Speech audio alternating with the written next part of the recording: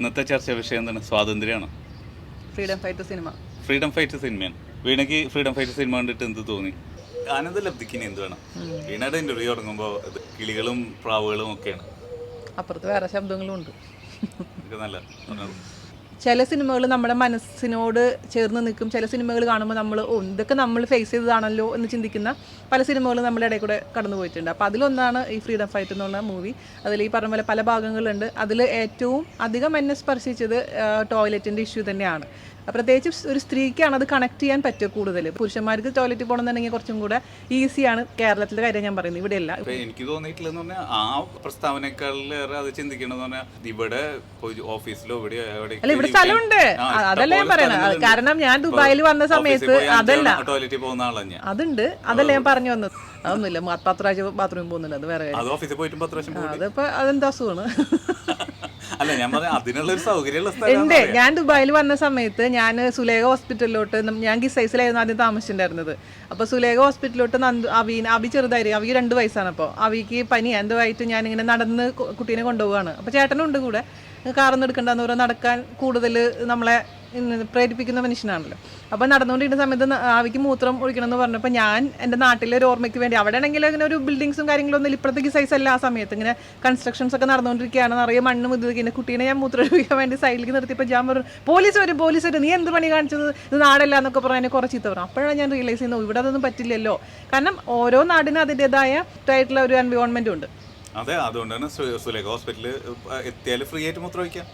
ഞാനും നീയും അല്ലല്ലോ, അതൊരു കുഞ്ഞു ഭാവിയാണ്. ഒരു 2 വയസ്സുള്ള കുട്ടിക്ക് മൂത്രം ഒഴിക്കാൻ സുലേഖ ഹോസ്പിറ്റലിൽ എത്തണം എന്ന് പറയാൻ എനിക്ക് പറ്റില്ലല്ലോ. ശരി, എന്നിട്ട് നമ്മൾ ഹോസ്പിറ്റലിൽ പോയിട്ട് തന്നെയാണ് കുട്ടീനെ ടോയ്ലറ്റിൽ കൊണ്ടുപോയത്, അത് വേറെ കാര്യം. അപ്പോൾ ഞാൻ പറഞ്ഞു വന്നത്, ഇപ്പോൾ നമ്മുടെ നാട്ടിൽ പോകുന്ന സമയത്ത് ബാത്റൂമിന് വേണ്ടി കഷ്ടപ്പെട്ടിട്ടുണ്ട്. നമ്മൾ ചെറുപ്പത്തിലൊന്നും നമ്മൾ ടൂർ പോവുകയോ അങ്ങനത്തെ കാര്യങ്ങളൊന്നും ഉണ്ടായിട്ടില്ല. നമ്മൾ കല്യാണം കഴിഞ്ഞതിന് ശേഷമാണ് പുറത്ത്, ഈവൻ കേരളത്തിൽ തന്നെ നമ്മൾ കൂടുതൽ എക്സ്പ്ലോർ ചെയ്യാൻ തുടങ്ങിയിട്ടുണ്ടായിരുന്നു. അപ്പോൾ നാട്ടിൽ പുറത്ത് പോയി കഴിഞ്ഞാൽ വീടെത്തുന്ന വരെ ടെൻഷനാണ്. അയ്യോ, ടോയ്ലറ്റ് കണ്ടുപിടിക്കാനുള്ള ഒരു ബുദ്ധിമുട്ട്. അപ്പോൾ നമുക്ക് വീടുകളിലൊന്നും പോയി ചോദിക്കാൻ പറ്റില്ല, അങ്ങനത്തെ ഒരു ഇത് ചെയ്തിട്ടുമില്ല.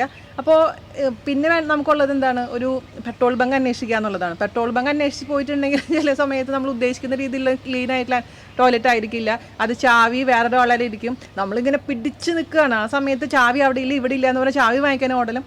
അത് കഴിഞ്ഞ് ടോയ്ലറ്റ് തുറന്ന് അത് പോയി വരുമ്പോഴേക്കും മിക്കവാറും കുറച്ചൊക്കെ പോയിട്ടുണ്ടാവും. അപ്പോൾ ആ ഒരു അവസ്ഥ എന്നൊരു ഭീകരമായ അവസ്ഥയാണ്. അപ്പോൾ ഇതിൽ പ്രതിപാദിക്കുന്നത് ജോലി സ്ഥലത്ത് ടോയ്ലറ്റ് ഇല്ലാത്തൊരവസ്ഥയാണ്. നമുക്ക് പോലും അങ്ങനെ പറ്റില്ലെങ്കിൽ ഇപ്പോൾ ഇത്രയും രാവിലെ വന്ന് വൈകുന്നേരം വരെ ജോലി എടുക്കുന്ന ഒരു സ്ത്രീക്ക് ഒരു ടോയ്ലറ്റ് യൂസ് ചെയ്യാൻ പറ്റില്ല എന്ന് പറയാം. അത് അവിടെ സൗകര്യമില്ല എന്ന് പറയുമ്പോൾ, ഈ പ്രത്യേകിച്ച് പീരീഡ്സ് ആവുന്ന സമയത്താണെങ്കിലും അല്ലാത്ത സമയത്താണെങ്കിലും അതിന് വേണ്ടി വേറെ ഹോട്ടലിൽ പോയി ആവശ്യമില്ലെങ്കിൽ പോലും ചായ കുടിച്ച് അതിന് വേണ്ടി വെയിറ്റ് ചെയ്യുന്ന ഒരു അവസ്ഥ എന്ന് പറഞ്ഞാൽ എനിക്ക് ഓർമ്മയുണ്ട്. അതാ ഞാൻ പറയാം, എനിക്ക് ഒരുപാട് റിലേറ്റ് ചെയ്യാൻ പറ്റും. അപ്പോൾ ചായ കുടിച്ചപ്പോഴേക്കും ഓടിയിരുന്നത്, അതാണ് കാരണം. ചുമ്മാ നമുക്ക് പോയിട്ട് ടോയ്ലറ്റിൽ പോകാൻ പറ്റില്ല. അപ്പോൾ അതിന് വേണ്ടി ഒരു ചായ ഓർഡർ ചെയ്യണം. ചായ അതിന് വരുത്തി തീർത്തതിന് ശേഷം മാത്രം നമുക്ക് ടോയ്ലറ്റിൽ പോകാൻ പറ്റില്ല. അല്ലെങ്കിൽ ആൾക്കാർ ഇങ്ങനെ നോക്കും, ഇവിടെ ടോയ്ലറ്റ് എന്താ പറയുക, ടോയ്ലറ്റിന് മാത്രമല്ല ഞങ്ങൾ തുറന്നു വെച്ചിരിക്കണമെന്നുള്ളൊരു കൺസെപ്റ്റാണ്. അപ്പോൾ അതേപോലെ തന്നെ ഞങ്ങൾ വയനാട് ടൂർ പോയ സമയത്ത് ജാൻചേട്ടൻ്റെ അച്ഛനും അമ്മയും ഞാനും പിള്ളേരും കൂടി ടൂർ പോയിരിക്കുകയായിരുന്നു. ടൂർ പോയ സമയത്ത് ഇന്ന് നോമ്പിൻ്റെ സമയമാണ്. നമുക്ക് തൃശ്ശൂർ ഭാഗത്ത് അങ്ങനെ ഇഷ്യൂ തോന്നിയിട്ടില്ല. കാരണം ഏത് സമയത്താണ്, ഉച്ച സമയത്ത് നമുക്ക് ഭക്ഷണം അവൈലബിൾ ആയിരുന്നു. 6 വർഷം മുമ്പത്തെ കാര്യം പറഞ്ഞു, ഇപ്പോൾ എനിക്ക് അറിയില്ല, ഇപ്പോൾ ചേഞ്ച് ആയിട്ടുണ്ടോ എന്ന് അറിയില്ല. ഭക്ഷണം 12 മണി തൊട്ട് അന്വേഷിച്ച് തുടങ്ങി ഹോട്ടലുകളെന്ന്. പക്ഷേ നോമ്പായതുകൊണ്ട് ആ സമയത്ത് ഉച്ചയ്ക്ക് അവിടെ എല്ലാം ക്ലോസ്ഡ് ആയിരുന്നു. അത് നമ്മൾ പിന്നെയാണ് റിയലൈസ് ചെയ്യുന്നത്. അറ്റ്ലീസ്റ്റ് ഭക്ഷണം വേണ്ട, ഒരു ടോയ്ലറ്റ് കണ്ടുപിടിക്കാൻ വേണ്ടി നടക്കുമ്പോഴും ഈ ഹോട്ടലുകളില്ല. ഹോട്ടലുകൾ അടവായിരിക്കുമ്പോൾ നമുക്ക് ഒബ്വിയസ്ലി മൂത്രമൊഴിക്കാനുള്ള സ്ഥലമില്ല.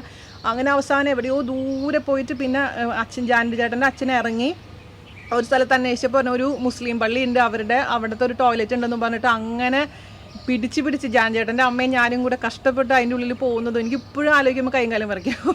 കാരണം അമ്മേനോട് ഞാൻ ഇന്നലെ സംസാരിക്കുകയും ചെയ്തു. അപ്പോൾ ആ ടോയ്ലറ്റ് ഇല്ലാത്തതിൻ്റെ ബുദ്ധിമുട്ടുണ്ടല്ലോ പറഞ്ഞറിയിക്കാൻ പറ്റില്ല. അപ്പോൾ ഞങ്ങൾ പണ്ട് സംസാരിച്ചിരുന്നൊരു കാര്യമായിരുന്നു. കാരണം നാട്ടിൽ ഈ നമുക്കൊരു ടോയ്ലറ്റ് ആരോടെങ്കിലും ഒരു കൊളാബറേഷൻ ചെയ്തിട്ട് ഒരു ടോയ്ലറ്റിൻ്റെ ഇതേപോലെ ഹൈവേയിലെങ്കിലും കുറച്ച് 2-3 കിലോമീറ്റർ മാറി, അല്ലെങ്കിൽ പോട്ടെ 10 കിലോമീറ്റർ മാറിയിട്ടെങ്കിലും ടോയ്ലറ്റ്സ് വെക്കുന്നതിനെ കുറിച്ചൊക്കെ ഞങ്ങൾ ചിന്തിച്ചിട്ടുണ്ട്. പക്ഷേ നമുക്കതിനുള്ള പൈസയും കാര്യങ്ങളൊന്നും ഇല്ലാത്ത കാരണം നടപ്പിലാക്കാൻ പറ്റിയിട്ടില്ല.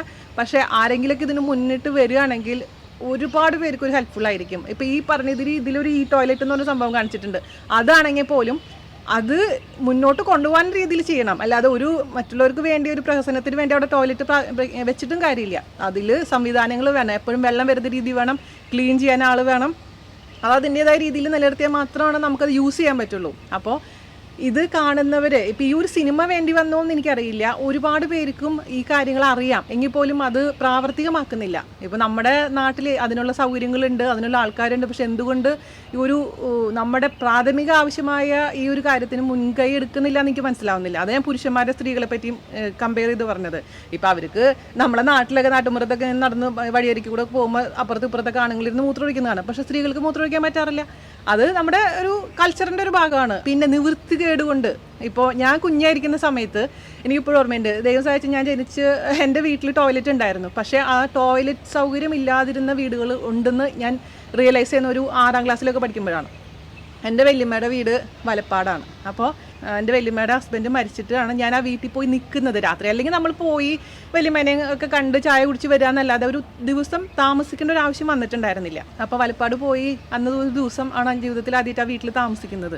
അപ്പോൾ എനിക്ക് ഈ ടോയ്ലറ്റിൽ പോകാൻ തോന്നി. അത് ഈ ഒരു സന്ധ്യ കഴിഞ്ഞിട്ടുണ്ടായിരുന്നു. അമ്മയ്ക്ക് അറിയില്ല അവിടെ ടോയ്ലറ്റ് എന്ന് അറിയില്ല എന്ന് പറഞ്ഞിട്ട് ഞാൻ അപ്പോൾ അവിടുത്തെ ആരോടെ ചോദിച്ചിട്ട് പറഞ്ഞത് അപ്പുറത്ത് ഇത്ര സ്ഥലം എന്ന് പറഞ്ഞിട്ട് കുറേ ദൂരം മുന്നോട്ട് പോയ സമയത്ത് അവന് വളച്ച് കെട്ടിയിട്ടുണ്ട്, ഒരു മൂത്രപ്പുര പോലെ, അതായത് എന്താ പറയുക ഓലപ്പുര ആണ്. അപ്പോൾ ഞാൻ വെച്ചാൽ അതിനുള്ളിൽ ടോയ്ലറ്റ് ആണ്. നമ്മളെ നാട്ടിലൊക്കെ കുളിക്കാൻ വേണ്ടി നമ്മൾ ഓലപ്പുര കെട്ടില്ല, അതുപോലത്തെ ഒരു സംവിധാനം.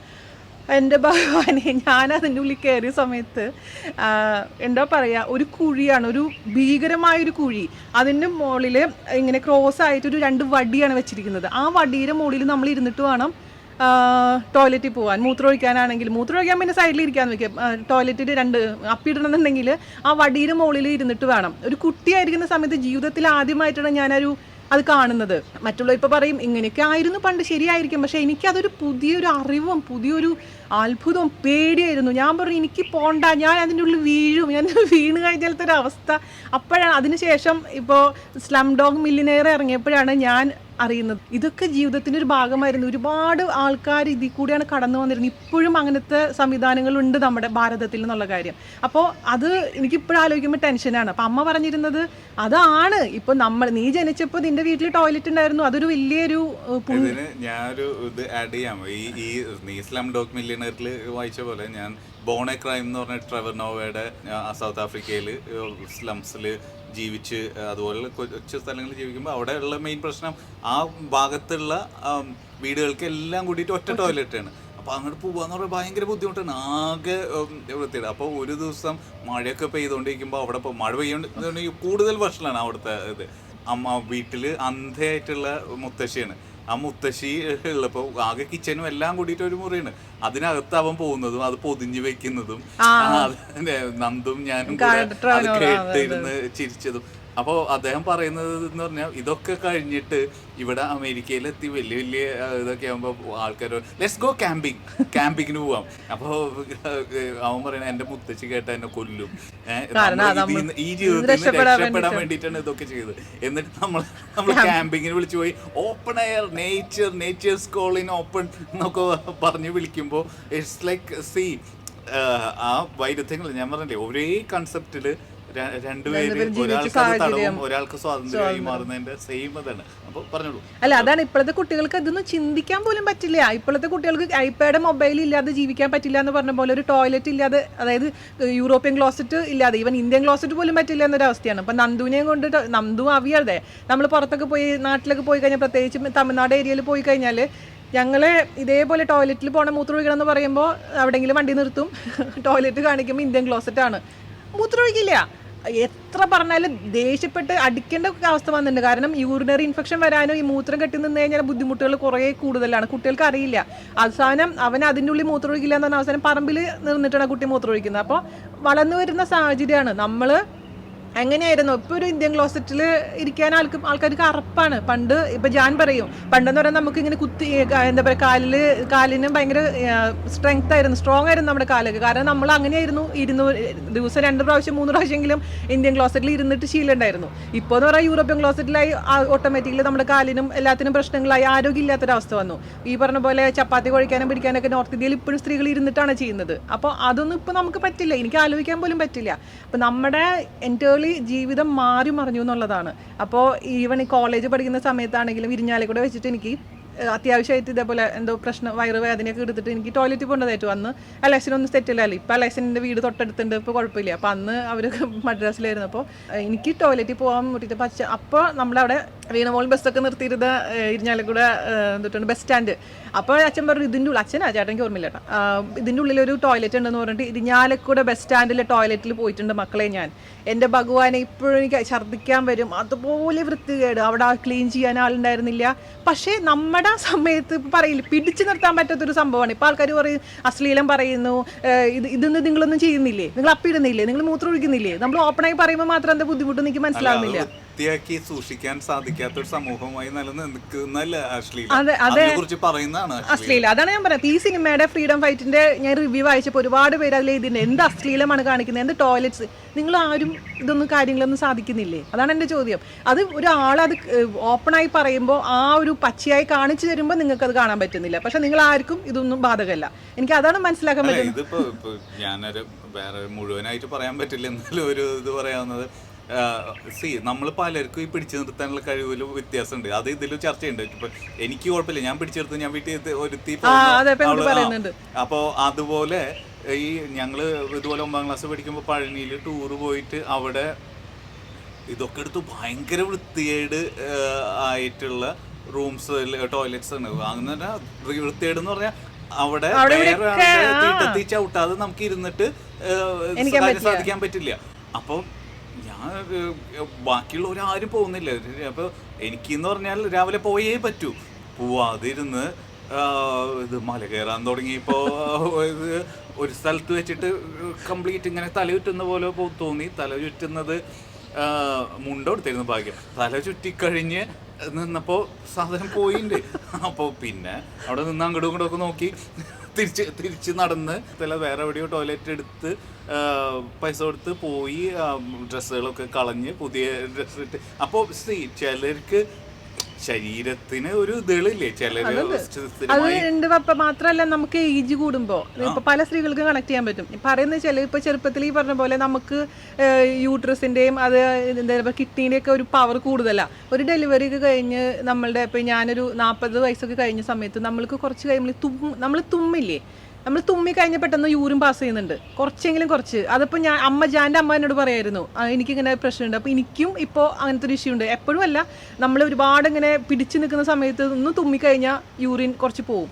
അതിങ്ങനെ ഞാനിങ്ങനെ വിചാരിച്ചു എൻ്റെ അമ്മയുടെ പ്രശ്നം. പക്ഷേ കുറേ എൻ്റെ ഫ്രണ്ട്സിൻ്റെ അടുത്തും ഓരോരുത്തരോട് സംസാരിക്കുമ്പോൾ എല്ലാവർക്കും അത് ഇഷ്യൂ ഉണ്ട്. അത് അപ്പോൾ ഓരോ നമ്മുടെ വയസ്സ് മാറും തോറും ഇപ്പോൾ ചെറുപ്പക്കാരത് കേൾക്കുമ്പോൾ ചിരിക്കുന്നുണ്ടാവും, പക്ഷേ നിങ്ങളെയും കാത്തിരിക്കുന്നുണ്ട് ഈ സംഭവങ്ങളൊക്കെ. അന്നും നിങ്ങളെപ്പോഴും ഓർക്കണം.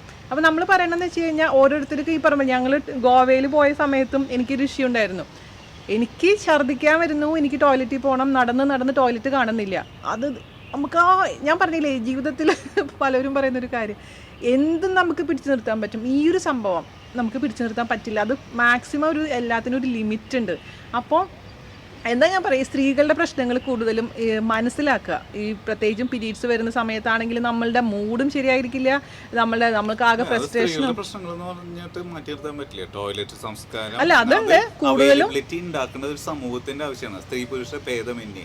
അല്ല അത് പക്ഷെ പുരുഷന്മാരെ അതിനു വേണ്ടി കണ്ട് ഞാൻ കണ്ടിട്ടില്ല വാതുറക്കുന്നത്. അവിടെയാണ് ഞാൻ പറയുന്നത്, ഇതില് നമ്മള് ഈ ചെറുപ്പത്തിന്റെ വിപ്ലവം ഉണ്ടല്ലോ, ചെറുപ്പത്തിൻ്റെ വിപ്ലവം ഞങ്ങൾ മാറും നിങ്ങൾ വന്നാലും കൂടെ ഇല്ലെങ്കിലും എന്ന് പറഞ്ഞിട്ട് കുറച്ച് പ്രായമായി കഴിയുമ്പോൾ നമ്മൾ കുറേ കൂടി ഡിപ്ലോമസി കൊണ്ടുവരും. ഞങ്ങൾ മാറും, നിങ്ങളെ കൂടെ കൊണ്ടുപോകും. എനിക്ക് ഒരു അഭിപ്രായം തോന്നിയത് എന്ന് പറഞ്ഞാൽ ബേസിക്കലി ഈ വിപ്ലവങ്ങളിലെല്ലാം കൂടെ സഞ്ചരിക്കുന്ന ഒരാളാണ്. എല്ലാ വിപ്ലവങ്ങളുടെയും, അതിപ്പോൾ ബാത്റൂം വിപ്ലവമാണെങ്കിലും സ്ത്രീ സ്വാതന്ത്ര്യത്തിൻ്റെ വിപ്ലവമാണെങ്കിലും പെൺകുട്ടികൾ ഇപ്പോൾ ആദ്യത്തെ രജിഷയുടെ ഇതിലാണെങ്കിൽ അവള് പാരൻസിന് മുന്നിൽ പ്രസൻറ്റ് ചെയ്യുന്ന ആ സീൻ ഉണ്ടല്ലോ, എനിക്ക് എന്നെ കല്യാണം കഴിക്കാണ്ട്, അത് ഇറ്റ് വാസ് എ വെരി അങ്ങനെ വേണം പെൺകുട്ടികളായാൽ. അതുപോലെ തന്നെ പരസ്യമായിട്ട് ഇഷ്ടമാണെന്ന് പറയുന്ന ഒരു പെൺകുട്ടിയോട് അതിൽ മറ്റൊരു മെയിൻ ക്യാരക്ടറിൻ്റെ പെരുമാറ്റത്തിന് ചീത്ത വിളിച്ചുകൊണ്ട് പൊടാം എന്ന് പറഞ്ഞ ഒന്നും that also I like. Bathroom ഫൈറ്റ്സിൻ്റെ ഇതുകളാണെങ്കിലും സ്ത്രീകൾക്ക് ബാത്റൂം എന്നുള്ള പ്രശ്നത്തിനെ കുറിച്ചുള്ള സംസാരമാണെങ്കിലും ഐ മീൻ ആ വീഡിയോ ആണെങ്കിലും ഇറ്റ് വാസ് കമ്മ്യൂണിക്കബിൾ ഗ്രേറ്റ്. പക്ഷേ എനിക്ക് ഏറ്റവും ഇഷ്ടപ്പെട്ടത് അല്ലെങ്കിൽ ചിന്തിക്കാൻ വക നൽകിയത് ജോജുവിൻ്റെയും അധികം കണ്ടിട്ടില്ലാത്ത അവരുടെ രണ്ടാളുടെയും ജീവിതമാണ്. അതിൽ 2 സ്വാതന്ത്ര്യങ്ങളെക്കുറിച്ചുള്ള ഇതുണ്ട്. കാരണം വയസ്സായ സ്ത്രീയാണെങ്കിൽ അവർ ആ വയസ്സായി കുട്ടികളെയൊക്കെ പറഞ്ഞു വിട്ട് അവർ പൂർണ്ണമായിട്ട് വീട് ഭരിച്ചു തുടങ്ങിയപ്പോഴാണ് ആ ഒരു സ്വാതന്ത്ര്യം ശരിക്കും ആസ്വദിക്കണം. You can feel she is completely involve. എന്താ പറയുക, 15 രൂപ കിട്ടുന്ന ചക്ക അത് ചക്ക വറുത്തതാക്കി മാറ്റി 1500 രൂപ കിട്ടുന്ന വിഭവമാക്കി മാറ്റുന്നതിലുള്ള ഒരു സംരംഭകയുടെ ഇത്. അല്ലെങ്കിൽ കുട്ടികളോട് അങ്ങനെ അമ്മനെയൊന്നും ചെയ്യേണ്ട, അച്ഛനെ മാത്രം നോക്കിയാൽ മതി എന്ന് പറയുമ്പോൾ കുട്ടികളോട് അതെ ഞാനിപ്പോഴാണ് ജീവിച്ചു തുടങ്ങിയത്, നിന്നെയൊക്കെ വളർത്തി വളർത്തുന്ന കാലത്ത് ഞാൻ ചെയ്യേണ്ടതൊക്കെ ചെയ്തിട്ടുണ്ട്, എനിക്ക് പറ്റാവുന്ന രീതിയിൽ നോക്കുന്നുണ്ട്, പക്ഷേ എന്നെ ഭരിക്കാൻ വരണ്ട, ഞാൻ എൻ്റെ ഇതിന് ജീവിക്കുന്നു പറയുന്ന ഒരു അമ്മ. എനിക്ക് ഒരുപാട് റിലേറ്റ് ചെയ്യാൻ പറ്റുന്ന ആളുകളായിരുന്നു. പക്ഷെ അതേ സമയം തന്നെ അതിൽ ഇപ്പോൾ കണ്ടു തുടങ്ങുമ്പോൾ ജോജു പെൻഷൻ വാങ്ങിക്കാനിരിക്കുന്ന ഒരാളാണ്. ആ പെൻഷൻ വാങ്ങിക്കാനിരിക്കുന്ന ആളായിട്ട് ജോജുവിനെ കാണുമ്പോൾ ഫസ്റ്റ് സീനിൽ നമ്മൾ എക്സ്പെക്റ്റ് ചെയ്യുന്നുണ്ട്, ഓ ഈ കഥാപാത്രം ചെയ്യുന്നത് വളരെ പ്രായമായിട്ടുള്ള ഒരാളായിട്ടാണ്. Then how he will behave, how he will bring that along എന്നുള്ളത്. അപ്പോൾ അദ്ദേഹം എണീറ്റ് നടക്കാൻ തുടങ്ങുമ്പോൾ തന്നെ ആ ബോഡി ലാംഗ്വേജിൽ ദ എൻറ്റയർ ഇത് കമ്മ്യൂണിക്കേറ്റ് ചെയ്യാൻ ആ നടൻ സാധിക്കുന്നുണ്ട്. It was A great thing. അതുപോലെ തന്നെ യാതൊരു വിധ ആ സിനിമയിലുടനീളം അല്ലെങ്കിൽ എല്ലാ ആന്തോളജിയിലും കാര്യമായ ഹാസ്യങ്ങളില്ല. പക്ഷേ ഇതിലാണ് നമ്മൾ ഒരുപാട് പൊട്ടിച്ചിരിച്ച രംഗങ്ങളുണ്ട്. വളരെ ലൈറ്റ് മൊമെൻറ്റ്, ഒരു ലഡു വാങ്ങിത്തരുമോ അല്ലെങ്കിൽ ഇത് അതിൽ അദ്ദേഹത്തിൻ്റെ ഏറ്റവും വലിയ ഇതായിട്ട് ആ മധുരത്തോടുള്ള ആസക്തി ഒരു പ്രമേഹക്കാരനാകുമ്പോൾ തിരിച്ചു വരുന്നതും അത് വീട്ടുകാർ കൊടുക്കാത്തതും മനോഹരമായി കൊണ്ടുവന്നുണ്ട്. പക്ഷേ അതേ സമയം നമുക്ക് ചിന്തിപ്പിക്കുന്ന ഒരു കാര്യം, നമ്മൾ വളരുമ്പോൾ ഒരു കാലഘട്ടത്തിൽ നമ്മൾ വീട്ടുകാരുടെ തടവുകാരനാണ്, അല്ലെങ്കിൽ സ്കൂളിൻ്റെ തടവുകാരനാണ്, അല്ലെങ്കിൽ സമൂഹത്തിൻ്റെ തടവുകാരനാണ്. ഈ സമൂഹത്തിൻ്റെയും വീട്ടുകാരുടെയും സ്കൂളിൻ്റെയും അല്ലെങ്കിൽ നമ്മുടെ ഇതിൻ്റെയൊക്കെ ഇതുള്ള ചങ്ങലകൾ പൊട്ടിച്ചെറിഞ്ഞ് ഒരു 20-22 വയസ്സാകുമ്പോൾ ഒരു അറ്റ്ലീസ്റ്റ് ഞങ്ങൾ ആണുങ്ങളുടെ സൈഡിൽ നിന്ന് നോക്കുകയാണെങ്കിൽ കിട്ടുന്ന ഒരു കംപ്ലീറ്റ് ഫ്രീഡം ഉണ്ടല്ലോ, എന്തും ചെയ്യാം, ആരും ചോദിക്കാനില്ല. അതിന് വേണ്ടിയാണ് നമ്മൾ കാത്തിരിക്കുന്നത്. ഇപ്പോൾ ചെറുപ്പത്തിൽ ഈ MTയുടെ 4 കെട്ടൊക്കെ വായിക്കുമ്പോൾ അതിൽ തുടങ്ങുന്നത് എങ്ങനെയാണ്, വളർന്ന് വലിയ ആളാവും, അന്ന് കൈകൾക്ക് നല്ല കരുത്തുണ്ടാവും. പക്ഷെ അത് ആ കൈകൾക്ക് നല്ല കരുത്തുണ്ടാവുന്നതിനെ എങ്ങനെ ചോദ്യം ചെയ്യുന്നതിനെ മുഴുവൻ വകഞ്ഞു മാറ്റി അല്ലെങ്കിൽ നിസ്സാരമാക്കിയിട്ട് കടന്നു പോകുന്ന നമ്മുടെ സ്വാതന്ത്ര്യത്തെ വെട്ടിപ്പിടിക്കാൻ വേണ്ടിയാണ്. അത് വീട്ടുകാരോടാണെങ്കിലും എല്ലാത്തിനോടും ഉള്ള ഒരു സ്വാതന്ത്ര്യ പ്രഖ്യാപനമാണ്. Once you and what starts you thinking is, പിന്നീട് എപ്പോഴെങ്കിലും ഇതുപോലെ പ്രമേഹമോ അല്ലെങ്കിൽ ഇതുപോലെ നടക്കാനുള്ള അല്ലെങ്കിൽ ഓറിയൻറ്റേഷൻ ബുദ്ധിമുട്ടുകളോ ഒക്കെ വരുമ്പോൾ നമ്മൾ വീണ്ടും തടവുകാരനാക്കപ്പെടുകയാണ്. അത് ഒന്ന് വീട്ടുകാരുടെ മുന്നിൽ ഒരു തടവുകാരനാക്കുകയാണ്, അറ്റ് ദ സെയിം ടൈം നമ്മൾ മധുരത്തിൻ്റെ തടവുകാരനാണ്. അല്ലെങ്കിൽ നമ്മുടെ അഭിവാഞ്ചകളുടെ അദ്ദേഹത്തിന് ആ ഒരു 90 ml കിട്ടാൻ ആ ബാറിൽ പോയി കുടിക്കണം അല്ലെങ്കിൽ ഇത് ചെയ്യണമെന്ന് തോന്നുന്ന ഒരു അവസ്ഥയുണ്ടല്ലോ. ആൻഡ് ഇറ്റ്സ് ഓൾ അവൈറ്റിങ് അസ് അല്ലേ. നമ്മൾ ഒരു ചെറുപ്പത്തിൻ്റെ ആവേശത്തിൽ നമ്മൾ ജീവിതത്തിൽ ഒരു 35-40 ആ സന്ദർഭത്തിൽ കിട്ടുന്ന ഒരു ഫൈനാൻഷ്യലി സെറ്റിൽ ജോലി ചെയ്തതൊക്കെ ഉള്ള ഒരാളാണെങ്കിലും ഒരു തടവ് നമ്മളെ കാത്തിരിക്കുന്നുണ്ടെന്നുള്ളൊരു ബോധം സിനിമ തരുന്നുണ്ട്. അവർ വെച്ചിരിക്കുന്ന വീട് ഒരു ഉൾനാട്ടിലാണ്. കാരണം അടുത്തൊന്നും ഒരു കടയില്ല, ഒരു ബാറില്ല, ഒരു ഇതില്ല. അതിലേക്കൊക്കെ പോകാൻ അദ്ദേഹത്തിന് മറ്റൊരാളുടെ ആശ്രയിക്കണം. എന്നെ സംബന്ധിച്ച് to prepare for the future എനിക്ക് പറയാനുള്ളതെന്ന് പറഞ്ഞാൽ നല്ല ഹോട്ടലും അടുത്ത് തന്നെ ലഡു കിട്ടുന്ന കടയൊക്കെ ഉള്ള ഒരു സ്ഥലത്ത് ഒരു ഫ്ലാറ്റോ വീടോ സംഘടിപ്പിച്ചാൽ ഈ വക പ്രശ്നത്തിൽ നിന്ന് C it is very practical thought process. നമ്മൾ പ്രായമാകുമ്പോൾ നമ്മൾ പറയും ഓ നല്ല കാറ്റും വെളിച്ചും വയലും ഇതുകളൊക്കെ ഉള്ള സ്ഥലത്ത്. ബട്ട് തിങ്ക് അബൌട്ട് ഇറ്റ്, ഇത് ഈ സ്ഥലങ്ങളും ഇതുകളും ഒക്കെ ആസ്വദിക്കണമെങ്കിൽ നമുക്ക് മറ്റൊരാളുടെ അനുവാദത്തിന് വേണ്ടി എപ്പോഴും കാത്തു നിൽക്കുന്ന ഒരവസ്ഥ. ഇപ്പോൾ അതിൽ ജോജു വളരെ മനോഹരമായിട്ട് പറഞ്ഞു, ലാലി എന്നെ ഒന്ന് ശ്രദ്ധിച്ചിട്ട് എത്ര നാളായി, എത്ര ഇതായി, അല്ലെങ്കിൽ ഇറ്റ്സ് ലൈക്ക് ആ ശ്രദ്ധയുടെ പോലും തടവുകാരനാണ് അദ്ദേഹം, സ്നേഹത്തിൻ്റെ തടവുകാരനാണ്. ഒരാൾ തടവുകാരനും ഒരാൾ ഫ്ലറിഷ് ചെയ്യുന്നതും കാണിക്കുമ്പോൾ ഉള്ള ഒരു വൈരുദ്ധ്യം ഉണ്ടല്ലോ. ഇറ്റ് ഈസ് ലൈക്ക് വാ. മറ്റ് ആന്തോളജിയിൽ മറ്റിതുകൾ കുറിച്ച് പറയുമ്പോൾ ഒന്ന് ഞാൻ പ്രതിപാദിക്കാതെ പോകുന്നതല്ല, ബട്ട് എങ്ങടെ സിനിമ പോകുന്നതെന്ന് തുടക്കം തന്നെ അറിയാം. പക്ഷേ ദിവസനോ സർപ്രൈസിങ് എലമെൻറ്റ്സ്. അത് എന്നെ സംബന്ധിച്ച് അതിൽ ഞാൻ ഏറ്റവും ആസ്വദിച്ച് എനിക്ക് കുറച്ച് ഒരുപാട് ചിരിക്കേണ്ടുന്ന സന്ദർഭങ്ങളല്ല, പക്ഷേ നമ്മൾ പൊട്ടിച്ചിരിച്ചു പോയ സന്ദർഭങ്ങൾ സമ്മാനിച്ചത് ആ ജോജുവിൻ്റെയും ഇതുമാണ്. ഇപ്പോൾ ഐ എം റിയലി ഹാപ്പി. രണ്ട് കാര്യങ്ങൾ. ഒന്ന്, ഈ സോഷ്യൽ മീഡിയയ്ക്ക് എന്തൊക്കെ ഇതുകളുണ്ടെങ്കിലും ഇങ്ങനെ ഒരു പവർ ഉണ്ടെന്നുള്ളതിലും OTT എന്നുള്ള പ്ലാറ്റ്ഫോം വരുന്നതുകൊണ്ട് ഇങ്ങനെയുള്ള സിനിമകൾ വെളിച്ചം കാണുന്നുണ്ടെങ്കിലും അത് സംസാരിക്കാൻ, അതിനെക്കുറിച്ച് സംസാരിക്കാൻ ആഗ്രഹമുള്ള ആളുകളിലേക്കും അതിന് കാണാൻ ആഗ്രഹമുള്ള ആളുകളിലേക്കും ചർച്ച ചെയ്യാനുള്ള ആളുകളിലേക്കും ഇതെത്തുന്നുള്ളതും. മറ്റത് ഇങ്ങനെയുള്ള സിനിമകൾ എന്നും ഉണ്ടായിരുന്നു, അല്ലെങ്കിൽ എടുക്കാനുള്ള താല്പര്യമുള്ള ആൾക്കാരും ഉണ്ടായിരുന്നു. പക്ഷേ അതിനുള്ള വേദികൾ കാണിക്കാൻ തിയേറ്ററുകളും അല്ലെങ്കിൽ ഫിലിം ഫെസ്റ്റിവലുകളും മാത്രം ചുരുങ്ങിപ്പോയിരുന്ന ഒരു കാലഘട്ടത്തിൽ നിന്ന്, ആ കൂച്ചുവലങ്ങളിൽ നിന്ന് ഇത് OTT എന്ന പ്ലാറ്റ്ഫോമിലും സോഷ്യൽ മീഡിയയിലും യൂട്യൂബിലും ഡെയിലി മോഷനിലും ഒക്കെ ആയിട്ട് ഈ സിനിമകളുടെ അനുരണനങ്ങൾ എത്താൻ താല്പര്യമുള്ള ആളുകളിലേക്ക് എത്തുന്നതിലും അതിലും ഒരു സ്വാതന്ത്ര്യ പ്രഖ്യാപനം ഉണ്ട് ഇതിൽ. എനിക്ക് ഒരു കാര്യം പറയാനുള്ളതെന്ന് പറഞ്ഞാൽ, ഒന്ന്, ഈ ഫിലിമിനെ കുറിച്ച് പ്രായറായിട്ടുള്ള മാർക്കറ്റിംഗ് വളരെ കുറവായിരുന്നു. ഇതിനെക്കുറിച്ച് അറിയുന്നത് ഇത് വന്നതിന് ശേഷമാണ് പലരും, അല്ലെങ്കിൽ ഇത് ചെയ്യുമ്പോൾ വിച്ച് ഈസ് ഓക്കെ, അതിനെക്കുറിച്ച് മുൻപ് സംസാരിക്കാതെ. But a little bit of marketing should have been, might have been better. Over മാർക്കറ്റിങ്ങും ഇതും മോശമായി പറഞ്ഞാൽ അവര് സിനിമയെക്കുറിച്ച് യാതൊരു ധാരണയില്ലാത്തവര്, അല്ലെങ്കിൽ ഇതിൽ വർക്ക് ചെയ്യാത്ത ആളുകൾ. എല്ലാ പ്രേക്ഷകർക്കും ഇത് പറയാനുള്ള അഭിപ്രായ സ്വാതന്ത്ര്യം ഉണ്ടെന്നുള്ള പല നടന്മാരും പലരും മറക്കുന്നുണ്ട്. അത് ഞാൻ പറഞ്ഞത്, ഇപ്പോൾ ഈ സിനിമ എന്ന മാധ്യമത്തെയോ സിനിമ എന്നുള്ള കലാരൂപത്തെ അല്ല നമ്മൾ ചർച്ച ചെയ്യുന്നത്. നമ്മൾ ചർച്ച ചെയ്യുന്നത് നമ്മുടെ ജീവിതത്തിൽ, നമ്മുടെ കാഴ്ചപ്പാടിൽ നമ്മളെ how it helps us make better humans എന്നുള്ളതാണ്, അല്ലെങ്കിൽ ബെറ്റർ സൊസൈറ്റി എന്നുള്ളതാണ്. അങ്ങനെയുള്ള സിനിമകൾ വരികയും അങ്ങനെയുള്ള, അപ്പോൾ അതിൽ ഒരു ഉദാഹരണം ബ്രോഡാഡിയിൽ അമ്മ പ്രഗ്നൻ്റ് ആണെന്ന് അച്ഛൻ മകനോട് പറയുന്നതും അത് വളരെ മനോഹരമായിട്ട് ചിത്രീകരിച്ചിട്ടുണ്ട്. അത് വലിയൊരു ടാബു ആയിട്ടോ വലിയൊരു ഇഷ്യൂ ആയിട്ടോ, അല്ലെങ്കിൽ ഇപ്പോൾ ആരോ കമൻ്റ് ഇട്ടേക്കണ കണ്ടു, എൻ്റെ 5 വയസ്സുകാരി മകൾക്ക് ഞാൻ ഗർഭത്തിനെ കുറിച്ചും അല്ലെങ്കിൽ ഈ അവിഹിതത്തെക്കുറിച്ചും ലിവിങ് ടുഗദറിനെ കുറിച്ചൊക്കെ ഞാൻ പറഞ്ഞു കൊടുക്കേണ്ടി വന്നു. ഇറ്റ്സ് ലൈക്ക് സമൂഹത്തിൻ്റെ മാറ്റങ്ങൾ, അല്ലെങ്കിൽ അത് ആണ് ശരിയെന്നല്ല, അങ്ങനെയും ശരികളുണ്ട്. നമ്മുടെ ശരികൾ മാത്രമല്ല ഈ ലോകത്തെ ശരികൾ എന്നുള്ളത് അറിഞ്ഞു വളരുന്ന ഒരു സമൂഹമായിട്ട് നമുക്ക് വളരാൻ ഇത് ഒരു വേദിയാവുന്നില്ലേ ഇന്ന്?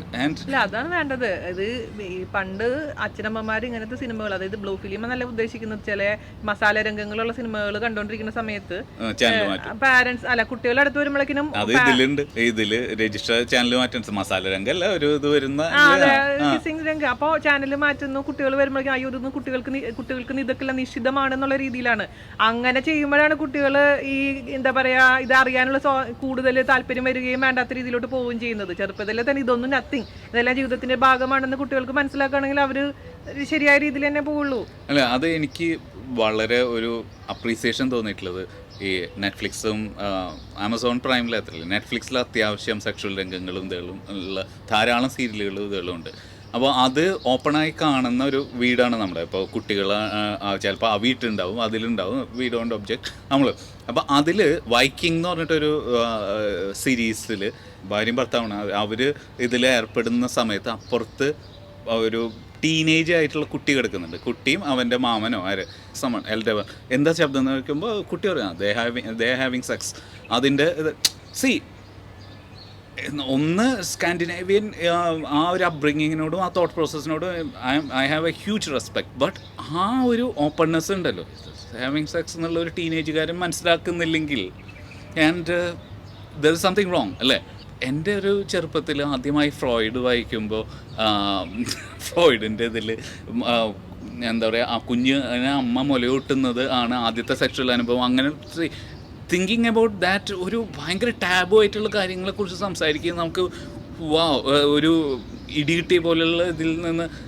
ഇന്ന് സൈക്കോളജി പഠിക്കുമ്പോൾ അവരുടെ ക്ലാസ്സിൽ ഇത് ചർച്ച ചെയ്യപ്പെടുന്നുണ്ടാവും. Because you cannot learn psychology without Freud അല്ലേ.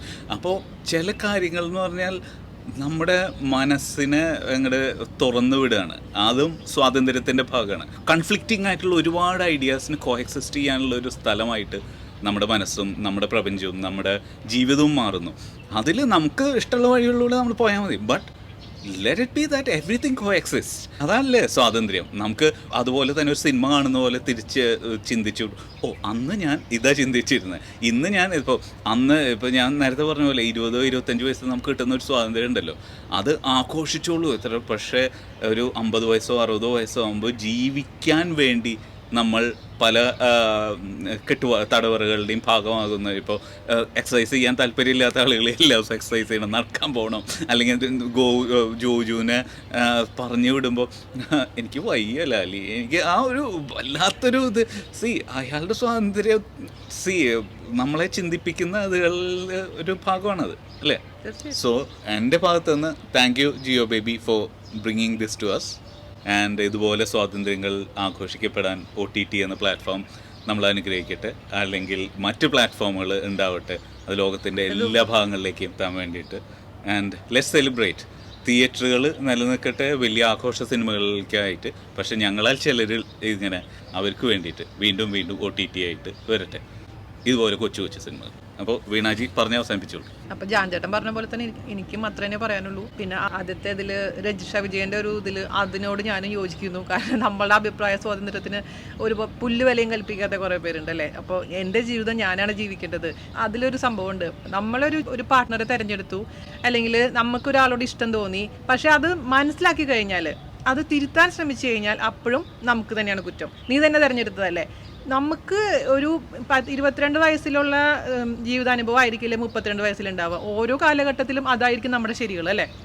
നമ്മൾ വിചാരിച്ചിരുന്നത് ശരിയല്ല, തെറ്റാണെന്ന് മനസ്സിലാക്കുമ്പോൾ അത് തിരുത്താനുള്ള ശ്രമം നമ്മുടെ ഭാഗത്തുനിന്ന് ഉണ്ടായിക്കഴിഞ്ഞാൽ അത് അപ്രീഷിയേറ്റ് ചെയ്യല്ലേ വേണ്ടത്. നമ്മൾ പാരൻസ് ആണെങ്കിലും മറ്റുള്ളവരാണെങ്കിലും. പിന്നെ ജീവിതത്തിൽ നമ്മൾ മാത്രമേ നമ്മുടെ കൂടെ എപ്പോഴും ഉണ്ടാവുള്ളൂ. ഈ പറയുന്ന സോക്കോൾഡ് ആരും നമ്മുടെ കൂടെ ഉണ്ടാവില്ല. അപ്പോൾ നിങ്ങൾക്ക് ശരിയെന്ന് തോന്നുന്നത് എന്താണെന്ന് നിങ്ങൾ ചെയ്യുക. പെൺകുട്ടികളാണെങ്കിലും ആൺകുട്ടികളാണെങ്കിലും. ഞാൻ പറയാറുണ്ട്, നിങ്ങൾക്ക് അങ്ങനെ ചേച്ചിയുടെ അടുത്ത് എന്തെങ്കിലും ഷെയർ ചെയ്യണമെന്നുണ്ടെങ്കിൽ ഇൻസ്റ്റാഗ്രാമിൽ മെസ്സേജ് അയക്കും, വോയിസ് മെസ്സേജ് അയക്കാൻ പറയുമ്പോൾ ഒരുപാട് പേര് എൻ്റെ അടുത്ത് മെസ്സേജ് അയക്കാറുണ്ട്. ഞാൻ കൗൺസിലിങ്ങും ചെയ്യുന്ന ഒരാളായിട്ടൊന്നുമല്ല, പക്ഷേ അവർക്ക് ചേച്ചിയുടെ അടുത്ത് പറയാൻ ആഗ്രഹിക്കുന്നു, അല്ലെങ്കിൽ ഷെയർ ചെയ്യണം, എന്തെങ്കിലും ഒരു സമാധാനം കിട്ടുന്നുള്ളതുകൊണ്ടായിരിക്കും. അപ്പോൾ അങ്ങനെ കുറേ കുട്ടികൾ എൻ്റെ അടുത്ത് പല കാര്യങ്ങളും ഷെയർ ചെയ്യുന്നത് കൊണ്ട് ഞാൻ പറയുകയാണ്, ഇപ്പോഴും അങ്ങനെ അനുഭവിക്കുന്ന കുട്ടികളുണ്ട്. അപ്പോൾ നിങ്ങൾക്ക് ശരിയെന്ന് തോന്നുന്നത് നിങ്ങൾ ചെയ്യൂ, നിങ്ങളുടെ മനസ്സിനോട് ചോദിക്കൂ, അതിനുശേഷം കാര്യങ്ങൾ തീരുമാനിക്കുക. അല്ലാതെ ഈ സമൂഹത്തിന് വേണ്ടി നിങ്ങൾ ജീവിക്കേണ്ട. നിങ്ങളുടെ ജീവിതം നിങ്ങളുടെ മാത്രമാണ് എന്ന് ഈ സമയത്ത് ഞാൻ പറഞ്ഞുകൊണ്ട്, അപ്പൊ ശരികളെന്ന് തോന്നുന്നത് ചെയ്ത് അത് തെറ്റാണെന്ന് മനസ്സിലാവുമ്പോൾ പൂർണ്ണ സ്വാതന്ത്ര്യത്തോടെ തിരുത്തും. തീർച്ചയായിട്ടും. അതെ, ആ അഭിപ്രായം ഇരുമ്പോലേക്ക് എന്നല്ല ജീവിതം ഒരു ടേണിലോ 2 ടേണിലോ അവസാനിപ്പിക്കുന്നില്ല, എൻലെസ് ടേൺസ്. അപ്പോൾ കാരണം നമ്മളുടെ ജീവിതത്തിൽ ഇപ്പോൾ അയ്യോ ഞാൻ അങ്ങനെ ഡിസിഷൻ എടുത്തു, ഇത് ഞാൻ എടുത്തുകൊണ്ടാണല്ലോ ഇനിയിപ്പോൾ ഞാൻ തന്നെ സഫർ ചെയ്യണമല്ലോ, ഞാൻ തന്നെ ചുമക്കണമെന്നൊന്നും പറഞ്ഞിട്ടൊന്നുമില്ല. ഞാൻ പറഞ്ഞിട്ടില്ലേ, നമുക്ക് ശരിയാണെന്ന് ഏത് സമയത്ത് തോന്നുന്നോ ആ സമയത്ത് നിങ്ങൾ തീരുമാനിച്ചോളൂ. നിങ്ങൾ തീരുമാനങ്ങൾ അതുപോലെ വേറൊരു ഞാൻ അങ്ങനെ ചെയ്ത എൻ്റെ അനിയത്തിക്ക് എൻ്റെ അനിയന് നല്ല ബന്ധം കിട്ടില്ല. നിങ്ങളുടെ അനിയനോ അനിയത്തിയോ നല്ല ബന്ധവും നല്ല ഇതുകളൊക്കെ കിട്ടേണ്ടത് അവരുടെ കഴിവനുസരിച്ചായിരിക്കും. നിങ്ങളുടെ ലേബലില് അവർക്ക് കിട്ടുന്ന ബന്ധങ്ങൾ വേണ്ട എന്നുള്ളത് നിങ്ങൾ തീരുമാനിക്കണം. പിന്നെ വേറെ ഉണ്ട് കുറെ പാരന്റ്സ്, ഞാൻ ഇത് സംബന്ധിച്ച് ഞാൻ ആത്മഹത്യ ചെയ്യും, ഞാൻ അത് ചെയ്യുന്നു. അങ്ങനെയുള്ള പാരന്റ്സ് ആത്മഹത്യ ചെയ്തോട്ടെ, അവര് ഇല്ലാതിരിക്കുന്നതാണ് ഒരു നിലയ്ക്ക്. അതെ, സത്യം. അല്ല, പല പേരും ഇപ്പൊ എനിക്കറിയുന്ന ആൾക്കാർ അമ്മ ആത്മഹത്യ ചെയ്യും, അമ്മ ഫാന് കെട്ടി തൂക്കാൻ വേണ്ടിട്ട് തൂക്കുകയറ് പോലും ആക്കിയിട്ട് നിർത്തും. ഇത് നീ ഇത് സമ്മതിച്ചിട്ടില്ലെങ്കിൽ ഞാൻ കെട്ടി തൂങ്ങി ചാവും. അങ്ങനെ പറയുമ്പോൾ ആ ഒരു 22 വയസ്സുകാർ അല്ലെങ്കിൽ 23 വയസ്സുകാർ ചിന്തിക്കുന്നത്. ഇപ്പൊ നമ്മൾ ഇത്രയും ഡയലോഗിനെ അടിക്കുന്നുണ്ട്, പക്ഷെ അന്ന് കാലത്ത് ഞാനും ഇങ്ങനെ തന്നെയായിരുന്നു. നമ്മൾ ഓട്ടോമാറ്റിക്കലി ചിന്തിക്കുന്നത് വെച്ചാൽ അയ്യോ ഞാൻ കാരണം എൻ്റെ അമ്മ അല്ലെങ്കിൽ അച്ഛൻ അല്ലെങ്കിൽ എൻ്റെ പ്രിയപ്പെട്ടവർ മരിച്ചു പോയി കഴിഞ്ഞാൽ എനിക്ക് ജീവിതത്തിൽ ഇനി ഫ്യൂച്ചറിൽ എനിക്ക് സമാധാനം കിട്ടില്ല, അതെന്നെ ഹോണ്ട് ചെയ്തുകൊണ്ടേ ഇരിക്കും, അല്ലെങ്കിൽ എനിക്ക് സമാധാനം ഉണ്ടാവില്ല. അപ്പോൾ ശരി, എൻ്റെ ജീവിതം പോയാലും കുഴപ്പമില്ല, ഞാൻ സമ്മതിക്കാം എന്നുള്ളത് കൊണ്ടാണ് നമ്മൾ പല ബന്ധങ്ങളിലും അല്ലെങ്കിൽ പല തീരുമാനങ്ങളും നമുക്ക് ഇഷ്ടമില്ലെങ്കിൽ പോലും നമ്മൾ എടുക്കുന്നത്.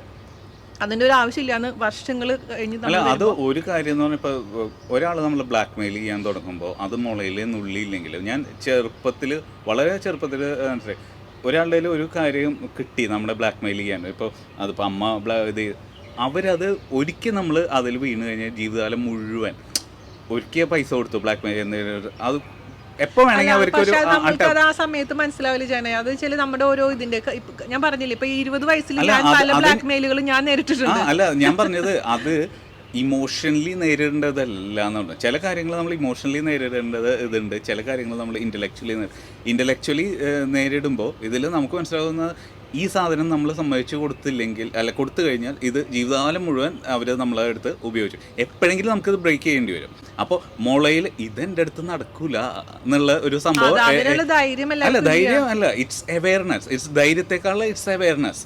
അപ്പോൾ നിങ്ങൾ ജീവിതകാലം മുഴുവൻ ഇതിൻ്റെ തടവുകാരിയാവാൻ തയ്യാറാണോ അല്ലയോ എന്നുള്ളതാണ് ചോദ്യം.